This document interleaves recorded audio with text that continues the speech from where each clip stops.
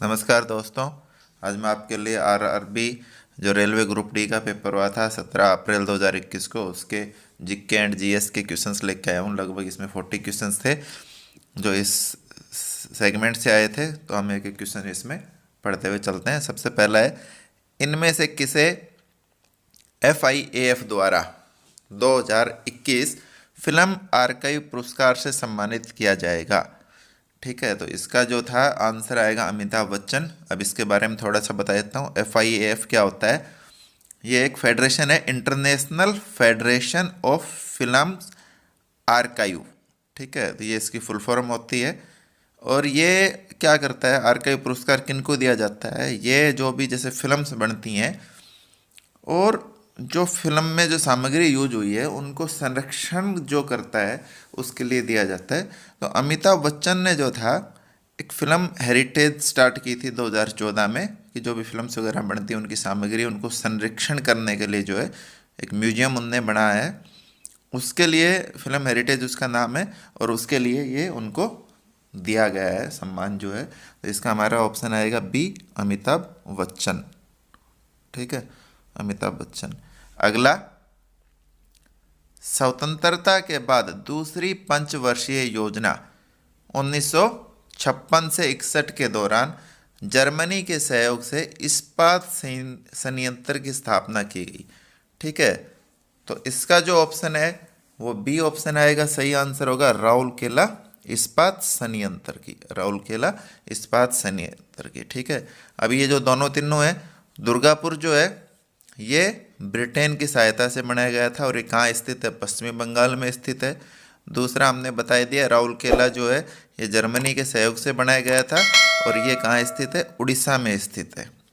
ठीक है, तीसरा बोकारो, ये सोवियत संघ जो रूस है उसकी सहायता से बनाया गया था और ये झारखंड में पड़ता है।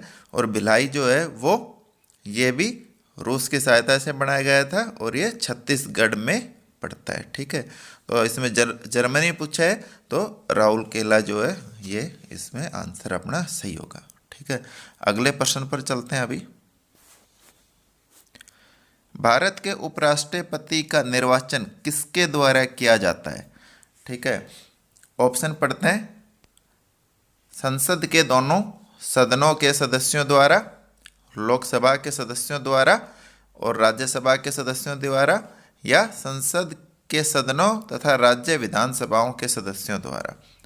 ठीक है, तो इसमें हमारा ए ऑप्शन सही आएगा, संसद के दोनों सदनों के सदस्यों द्वारा। सदन में जो संसद के दोनों सदन है कौन कौन से आते हैं? एक लोकसभा और एक राज्यसभा। तो उपराष्ट्रपति का यदि करता है तो इसके अंदर क्या आ जाएगा? केवल ये लिखा है दोनों सदनों के द्वारा। ठीक है, और यदि राष्ट्रपति का आ जाए, उप कट जाए, तो उसमें एक वर्ड आ जाता है निर्वाचित। क्या आ जाता है? निर्वाचित। ठीक है, निर्वाचित सदस्य। ठीक है, क्योंकि आपने देखो पढ़ा होगा कि इनमें कुछ सदस्य मनोनीत होते हैं जिनको राष्ट्रपति मनोनीत करता है। तो जब भी राष्ट्रपति का चुनाव होता है तो जो मनोनीत जो सदस्य होते हैं वो उसमें भाग नहीं लेते हैं, केवल जो निर्वाचित सदस्य होते हैं वो उसमें भाग लेते हैं। ठीक है, तो दोनों में मैंने डिफरेंस बता दिया है। राष्ट्रपति में निर्वाचित आ जाएगा, उपराष्ट्रपति में केवल सभी सदस्य आ जाएंगे। ठीक है, अगले प्रश्न पर चलते हैं। अभी सिपाही विद्रोह के दौरान गवर्नर जनरल कौन थे? ठीक है, तो सिपाही विद्रोह के दौरान कौन थे गवर्नर जनरल?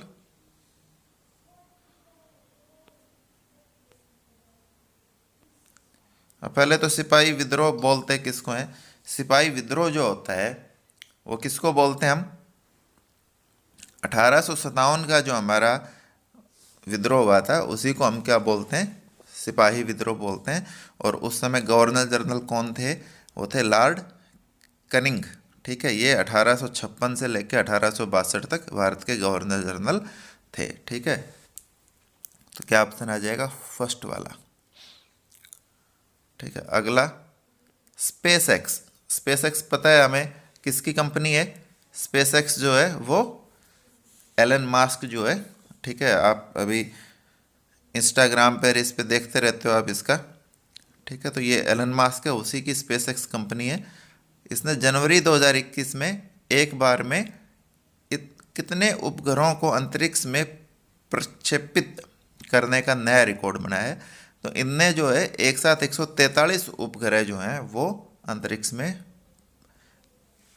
भेजे हैं। ठीक है, इससे पहले जो रिकॉर्ड था ये 2017 में बना था, इसरो ने बनाया था अपना, और उनने 104 उपग्रह भेजे थे। कितने भेजे थे? 104। ठीक है, और वो किस, उसमें जो यान जो भेजा था उसका क्या नाम था? PSLV-37। ठीक है, PSLV-37। तो इसमें इनने भेजे थे। ठीक है, अगला, विश्वविद्यालय यूनाइटेड नेशन यूनिवर्सिटी का मुख्यालय कहाँ स्थित है? ठीक है, तो कहाँ स्थित है? ये जापान के टोक्यो में स्थित है और 1975 में इसकी स्थापना हुई थी। तो इसका हमारा ऑप्शन हो जाएगा जापान। ठीक है, अगले प्रश्न पर चलते हैं।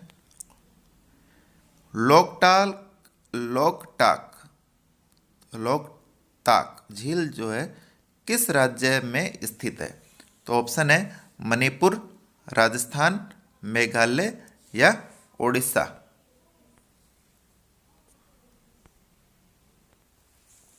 तो लोकटाक जो झील है वो कहाँ स्थित है? मणिपुर में स्थित है। ये क्यों प्रसिद्ध है? ये पूर्वोत्तर भारत, ध्यान करना, पूर्वोत्तर भारत की सबसे बड़ी मीठे पानी की झील है। सबसे बड़ी मीठे पानी की झील है। और यदि पूरे भारत की पूछ ले सबसे बड़ी मीठे पानी की झील, तो वो वुलर झील आती है। और वो कहाँ स्थित है? जम्मू एंड कश्मीर में स्थित है। ठीक है, इन चीज़ों को नोट कर लिया करो आप, थोड़ा सा आपको ध्यान रहेगा। ठीक है, नेक्स्ट क्वेश्चन पे चलते हैं। तीसरी स्कॉर्पिन वर्ग पनडुब्बी INS को 10 मार्च 2021 को भारतीय नौसेना में शामिल किया गया। अभी हाल फिलहाल में तीसरी स्कॉर्पिन वर्ग पनडुब्बी थी और उसका नाम था करंज। क्या नाम था? करंज। पहली और दूसरी कौन सी थी? पहली थी INS कलवरी और दूसरी थी INS खंडेरी। ठीक है, अभी तीसरी की गई है INS करंज। ये स्कॉर्पिन वर्ग पनडुब्बी हैं। ठीक है, भारतीय नौसेना में शामिल की गई हैं 10 मार्च 2021 को। अगले प्रश्न पर चलते हैं। गवर्नर जनरल लॉर्ड डलहौजी ने किस साम्राज्य को चेरी का नाम दिया गया था? ठीक है, चेरी जो फ्रूट वाला है उसी को चेरी का नाम दिया था उसने। चेरी मतलब इस सेंस में दिया था कि जैसे चेरी का होता है कि आप पेड़ हिलाओ और वो गिर जाती है, तो इसी तरह था कि उस अवध साम्राज्य को उसका यह था कि जब वो चाहे उसके ऊपर कब्जा कर सकता था। तो उसने अवध साम्राज्य जो था उसको चेरी का नाम दिया था। ठीक है, और इसने क्या किया था? ये अवध साम्राज्य को 1856 में जो थे इसने अपने कब्जे में ले लिया था। और क्या आरोप लगाया था उसने? कुशासन का आरोप लगाकर उसको अपने कब्जे में ले लिया था। ठीक है, अगले प्रश्न पर चलते हैं। इनमें से कौन सी गतिविधि ग्रीन हाउस प्रभाव के लिए जिम्मेदार नहीं है? ऑप्शन आते हैं परिवहन के लिए पेट्रोल वाहनों का उपयोग, ग्रीन हाउस प्रभाव पहले आपको पता होगा कि जो भी हानिकारक गैस निकलती हैं जो हमारे लिए हानिकारक होती हैं, तो वो ग्रीन हाउस इफेक्ट अपन ने पढ़ा होगा, उसी से संबंधित है ये। ठीक है ना, तो ग्रीन हाउस बढ़ाने के लिए कौन कौन से जिम्मेदार नहीं है वो इसने पूछ रहा है। तो हमें पता है, देखो पेट्रोल से जो भी चीज़ें चलती हैं वो ग्रीन हाउस को प्रभाव करती हैं। दूसरे में है परिवहन के लिए सोलर, तो सोलर को हम बढ़ावा देते हैं इसीलिए दे रहे हैं कि वो ग्रीन हाउस को प्रभावित नहीं करता है, कि वो ऐसे गैसें नहीं निकालती है जिससे ग्रीन हाउस प्रभावित होता हो। तीसरा ताप विद्युत संयंत्र से होने वाला उत्सर्जन, और चौथा है ईंधन के रूप में लकड़ी का उपयोग। तो हमारा बी ऑप्शन आएगा, परिवहन के लिए सोलर कार का उपयोग, इससे ग्रीन हाउस प्रभावित नहीं होता है। ठीक है, नेक्स्ट प्रश्न।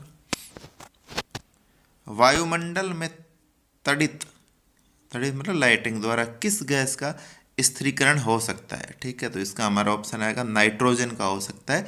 लाइटनिंग द्वारा किसका? नाइट्रोजन का। अगले प्रश्न पर चलते हैं हम। यूनेस्को विश्व विरासत स्थल कंदरिया महादेव मंदिर कहाँ स्थित है? ठीक है, तो कंदरिया महादेव मंदिर जो है ये कहाँ स्थित है? ये खजुराहो में स्थित है। और खजुराहो जो है एक वो विश्व विरासत स्थल है। भारत में टोटल 39 विश्व विरासत स्थल हैं। कितने हैं? 39 हैं। उसमें से खजुराहो भी एक है। खजुराहो जो विश्व स्मारक स्थल बना है, विश्व विरासत स्थल बना है, उसमें उसके खजुराहो के स्मारक और मंदिरों के लिए ये बना है। ठीक है, और जो खजुराहो के स्मारक जो थे वो चंदेल शासकों ने बनवाए थे, और जो इसको विश्व विरासत स्थल की जो संज्ञा दी गई थी वो 1986 में मिला था। ठीक है, अगला प्रश्न,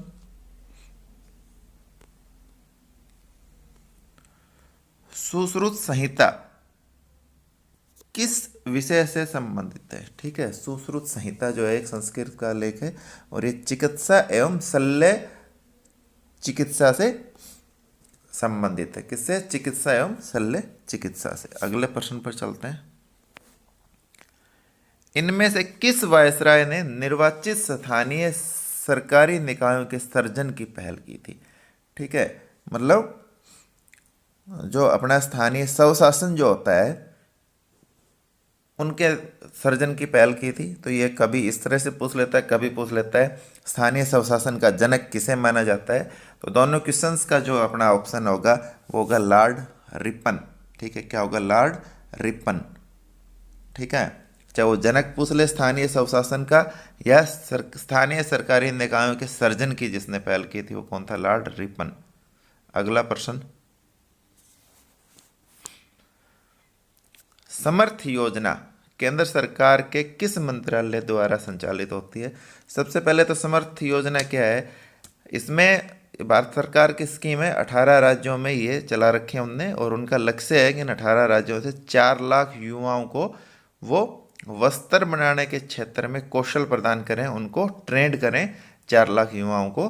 तो ये वस्त्र से संबंधित है, तो इसलिए ये वस्त्र मंत्रालय जो है उसके द्वारा संचालित है। ठीक है, अगले प्रश्न, निम्नलिखित में से कौन सा भारत में स्थित विश्व का प्रमुख शिप ब्रेकिंग केंद्र, major world wide centre for ship breaking है? शिप ब्रेकिंग केंद्र मतलब जो जैसे जो शिप होती हैं, जहाज होती हैं, जो खराब हो जाते हैं तो उनको ब्रेक किया जाता है, उनके अच्छे पार्ट्स होते हैं वो अलग कर लेते हैं, जो यूज में नहीं आ सकते हैं उनको दोबारा से गला के और फिर नए वो बनाए जाते हैं। तो शिप ब्रेकिंग केंद्र जो है भारत में वो कहाँ स्थित है? अलांग में स्थित है, और अलांग जो है गुजरात में है। ठीक है, अलांग गुजरात के भावपुर में स्थित है। ठीक है, अगले प्रश्न पर चलते हैं। लाइन, डेजी व्हील, लेजर और ड्रम इनमें से किसके प्रकार हैं? ठीक है, तो लेजर, ड्रम और ये जो होते हैं प्रिंटरों के प्रकार है। किसके प्रकार है? प्रिंटरों के प्रकार है। ठीक है, ये किसके प्रकार है? प्रिंटरों के। अगले प्रश्न पर चलते हैं। नई रोशनी योजना की महिलाओं के सशक्तिकरण हेतु शुरू की गई एक सरकारी कल्याणकारी योजना है। तो ये सबसे पहले तो अल्पसंख्यक वर्ग के लिए है। ये सन 2012 में स्टार्ट की गई थी, और इसका जो प्रमुख उद्देश्य जो था वो क्या था कि जो माइनॉरिटी कम्युनिटी की जो वुमेन्स हैं उनमें लीडरशिप डेवलपमेंट करना उनका। तो महिलाओं के सशक्तिकरण के लिए ये की गई थी नई रोशनी योजना सन 2012 में।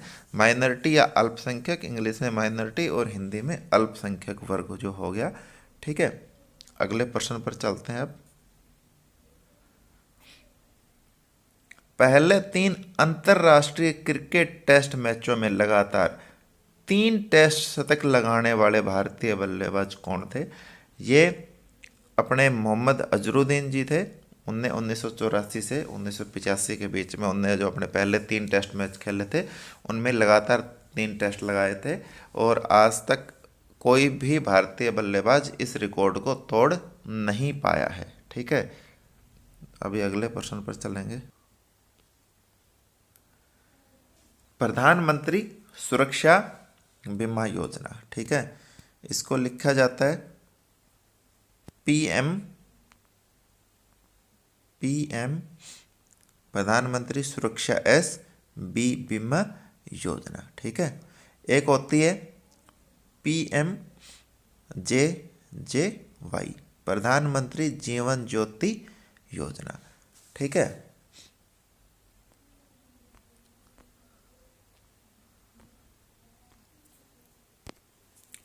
दूसरी होती है PM J J B Y B Y बीमा योजना।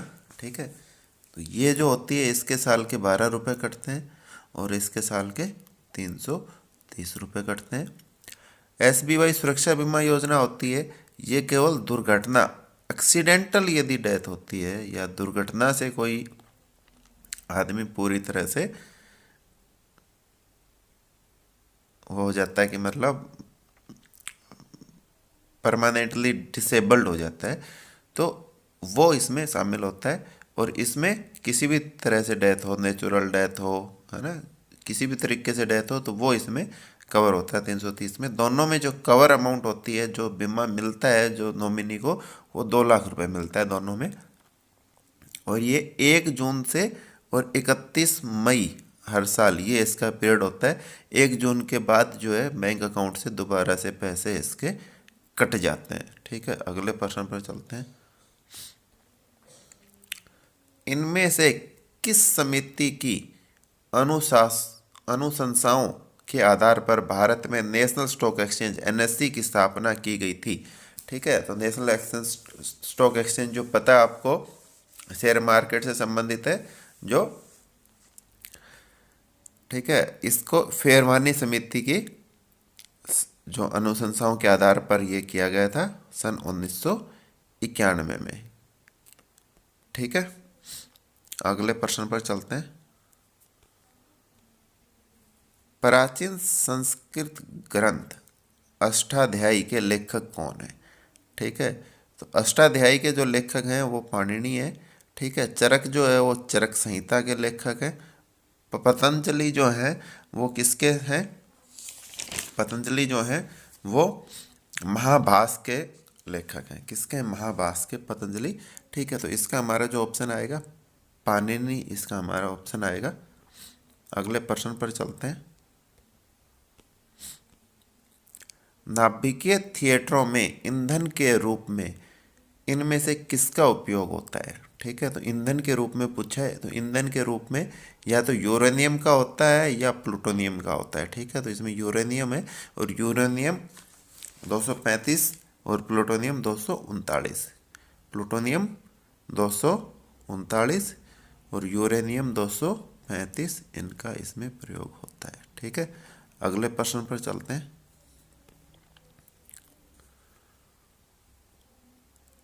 इनमें से कौन सा प्रकाश के पर प्रकीर्णन का एक उदाहरण है? प्रकीर्णन को बोलते हैं स्कैटरिंग। ठीक है। ऑप्शन है हमारे इंद्रधनुष, या सफेद प्रकाश का कांच के प्रिज्म से गुजरने पर विभिन्न रंगों में विभक्त होना, तीसरा तारों का टिमटिमाना, चौथा आकाश का नीला रंग। तो आकाश का नीला रंग जो है वो प्रकीर्णन का एक उदाहरण है। अगले प्रश्न पर चलते हैं। इनमें से किसने भारत में 19वीं शताब्दी के अंत में प्लेग की जांच करने में विफलता के कारण पुणे के पुलिस कमिश्नर रैंड की गोली मारकर हत्या कर दी थी? तो ये किसने की थी? ये दामोदर चापेकर जो थे, उनने इनकी हत्या कर दी थी। और ये कब की थी इनने इनकी हत्या? 1896 में। ठीक है। अगले प्रश्न पर चलते हैं।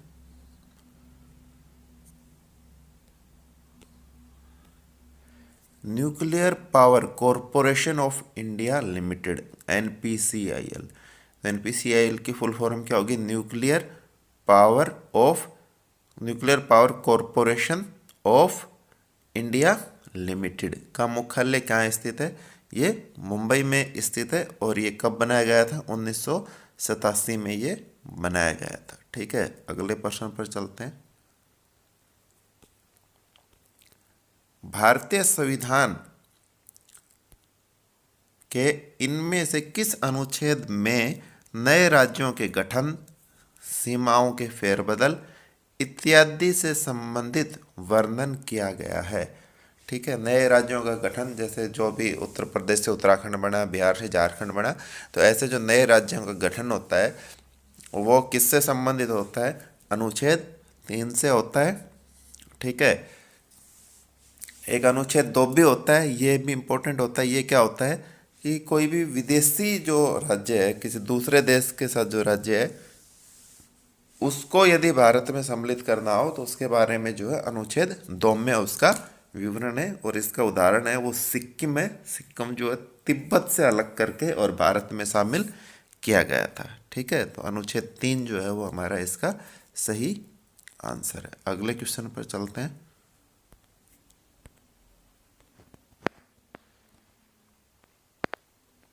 कार्ल लैंडस्टीनर को इनमें से किसके लिए जाना जाता है? ठीक है, तो ऑप्शन है हमें तंत्रिका तंत्र का अध्ययन करने के लिए, रक्त समूह के वर्गीकरण की खोज के लिए, डीएनए के पृथक्करण के लिए, या जीका विषाणु की पहचान के लिए। ठीक है, तो इनको जाना जाता है रक्त समूह के वर्गीकरण की खोज करने के लिए। ये इनने सन 1990 में की थी, जिसके लिए इनको 1930 में नोबेल पुरस्कार भी मिला था। ठीक है, तो बी ऑप्शन हमारा क्या आएगा? सही होगा इसका। अगला प्रश्न, उस द्वीप का नाम क्या है जहां नेशनल मंडेला को उनके 27 वर्ष की कारावास अवधि में से 18 वर्ष के लिए कैद किया गया था? ठीक है, तो उसके क्या नाम है? रोबेन द्वीप नाम है। ठीक है, नेशनल मंडेला के बारे में आपको पता है, इनको भारत रत्न भी दिया गया था सन 1990 में। और ये दक्षिण अफ्रीका के पहले अश्वेत राष्ट्रपति बने थे। ये जब इनको इनकी सज़ा पूरी होने के बाद सन 1994 से लेके 1999 तक ये जो थे वहाँ के अश्वेत उपराष्ट्रपति रहे थे और इनको नोबेल पुरस्कार भी मिला था। ठीक है, ये जो जेल गए थे वो 1964 से लेके 1990 तक जो थे ये जेल में बंद रहे थे। ठीक है, 27 साल। अगले प्रश्न पर चलते हैं। विवेकानंद शिला स्मारक, शिला पत्थर का जो स्मारक होता है, शिला स्मारक कहाँ स्थित है? तो ये कन्याकुमारी में स्थित है। कहाँ स्थित है? कन्याकुमारी में स्थित है। अगले प्रश्न पर चलते हैं। इनमें से कौन सा विटामिन जल में घुलनशील विटामिन है? ठीक है, तो जल में जो घुलनशील होते हैं वो कौन कौन से होते हैं? बी एंड सी, बी के सभी पार्ट्स हो जाते हैं, B1 B2। ठीक है, B4 B12, जो ये सारे जो होते हैं ये जल में घुलनशील होते हैं। तो इसमें विटामिन B1 जो है ये इसमें घुलनशील है। और A D E K ये जो होते हैं ये वसा में घुलनशील होते हैं। ठीक है, तो ये जो दो हो गए या इसके पार्ट हो गए वो जल में, और ये जो हो गए ये वसा में घुलनशील होते हैं। तेल वगैरह, दूध वगैरह, उनमें ये घुलनशील होते हैं। ठीक है, अगले प्रश्न पर चलते हैं। गांधी जी के गिरफ्तार होने के बाद धरासन साल्ट वर्क्स, ठीक है, जो नमक सत्याग्रह चला था, हम पर हमला करने हेतु की गई यात्रा का नेतृत्व किसने किया था? तो ये किसने किया था? ऑप्शन हमारे मदन मोहन मालवीय, या सरदार वल्लभ भाई पटेल, या अब्बास तैयबजी, या जवाहरलाल नेहरू। तो ये किसने किया था? अब्बास तैयबजी ने इसका नेतृत्व किया था। बाकी ऑप्शन गलत हो जाएंगे। तो सी हमारा अब्बास तैयबजी ने धरासन साल्ट वर्क पर हमला करने हेतु जो यात्रा जो की थी उसका नेतृत्व किया था गांधी जी के गिरफ्तार होने के बाद। ठीक है, अगले प्रश्न पर चलते हैं।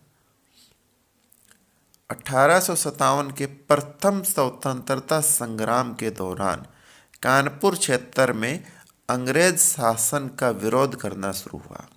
ठीक है, जहां नाना साहब के खालिस्तान स्थित महल को इसके मुख्यालय के रूप में प्रयोग किया गया। उनका बिठूर जो महल था, बिठूर स्थित जो महल था उसको मुख्यालय के रूप में प्रयोग किया गया था। ठीक है, तो ये सी जो है इसका सही आंसर होगा। अगले प्रश्न पर चलते हैं। निम्नलिखित में से सेपरेट सीट किसका एक उदाहरण है? ये कंप्यूटर से संबंधित है। Microsoft Word, Microsoft Excel, Microsoft Outlook या माइक्रोसॉफ्ट पावर पॉइंट। ठीक है, तो सेपरेट सीट जो है वो किसका एक उदाहरण है? माइक्रोसॉफ्ट एक्सेल का एक उदाहरण है। ठीक है, उसमें सीट होती हैं 1 2 3 4 इस तरह से। ठीक है, तो वो इसका एक उदाहरण है। अगले प्रश्न पर चलते हैं। साका 220 भारतीय अंतरिक्ष अनुसंधान संगठन द्वारा निर्मित है। सागा 220 क्या है? ये एक सुपर कंप्यूटर है। क्या है कि ये सुपर कंप्यूटर है। यह अंतरिक्ष की जो जटिल समस्याएं होते हैं उनको सुलझाने के काम आता है। और इसरो ने जो था इसको सन 2011 में बनाया था। ठीक है, कब बनाया था? 2011 में। तो सागा कंप्यूटर क्या है कि सागा 220 क्या है? सुपर कंप्यूटर है। ठीक है, अगले प्रश्न पर चलते हैं। संयुक्त राष्ट्र महासभा के यूनिडो की स्थापना हेतु वर्ष में एक प्रस्ताव पारित किया। अब यूनिडो क्या होता है ये आपको पता होना चाहिए। यूनिडो होता है United Nation Industrial Development Organisation, कि उनकी औद्योगिक जो डेवलपमेंट है उसके लिए जो ऑर्गेनाइजेशन है, संस्था है, उसको यूनिडो बोलते हैं। और इसकी स्थापना हेतु जो प्रस्ताव पारित किया गया था वो 1966 में पारित किया गया था। ठीक है, यूनिडो का जो हेडक्वार्टर है वो ऑस्ट्रिया के वियना में है। कहाँ है? ऑस्ट्रिया के वियना में। ठीक है, वियना में इसका हेडक्वार्टर है। ठीक है, अगले प्रश्न पर चलते हैं। इनमें से किस पर्यटन सर्किट, टूरिस्ट सर्किट को भारत सरकार के पर्यटन एवं संस्कृति मंत्रालय द्वारा शुरू की गई स्वदेशी दर्शन योजना में शामिल नहीं किया गया है? तो ये 4 सर्किट दिए हुए हैं।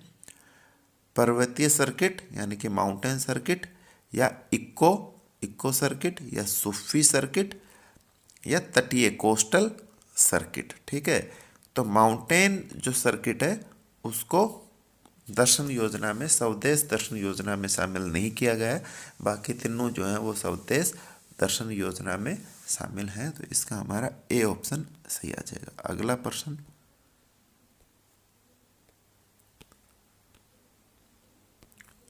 कौन सा कोशिकांग प्रकाश संश्लेषण के दौरान प्रकाश ऊर्जा का उपयोग करता है? ठीक है, तो कौन सा कोशिकांग करता है इसका? हरित लवक करता है। ठीक है, हरित लवक का आपको पता है, इसको ये पौधों में जो खाना बनाने का जो कार्य करता है वो हरित लवक ही करता है। और इसको कोशिका का रसोई घर भी कहा जाता है। ठीक है ना, तो प्रकाश संश्लेषण के दौरान प्रकाश ऊर्जा का उपयोग। अगला प्रश्न, निम्नलिखित में से कौन सा देश आसियान या एशियन का सदस्य नहीं है? तो इसमें कंबोडिया, लाओस और फिलीपींस जो है ये इसके सदस्य हैं। चीन जो है वो इसका सदस्य नहीं है। ठीक है, अगला प्रश्न और ये लास्ट प्रश्न है। यूनिक्स, एमएस डोस, लिरिक्स, इनमें से किसके उदाहरण? ये भी कंप्यूटर से संबंधित है। प्रिंटरों के ब्रांड, या ऑपरेटिंग सिस्टम, या प्रिंटरों के, या कंप्यूटर्स के। तो ये किसका एक उदाहरण है? ऑपरेटिंग सिस्टम का उदाहरण है। ठीक है, तो दोस्तों ये अपने क्वेश्चन जो हैं यहाँ समाप्त होते हैं। और जो भी पेपर्स आए हुए हैं आरआरबी के, अभी मैं उसी के ऊपर डाल रहा हूँ। जीके और मैथ दोनों के उसमें डाल रहे हैं। 2-3 अभी जो मैथ के डाल भी चुके हैं और आगे भी आपको सॉल्व कराते हुए डालेंगे। और मैं आशा करता हूँ कि मेरा जो बनाने का तरीका आपको अच्छा लगता होगा। ठीक है, आप जम के तैयारी करते रहिए। ठीक है, मैथ पे ज़्यादा ध्यान दीजिए क्योंकि मैथ आपका जो है वही आपका डिसाइडिंग फैक्टर होता है। बाकी पेपर हार्ड आ सकता है, लेकिन मैथ यदि आपको आता है तो आप उसको सॉल्व कर पाओगे और 1-2 नंबर से ही जो है आपका सिलेक्शन और रिजेक्शन का रह जाता है। ठीक है, तो मेरे जो चैनल को ज़्यादा से ज़्यादा लाइक कीजिए, सब्सक्राइब कीजिए, शेयर कीजिए। धन्यवाद।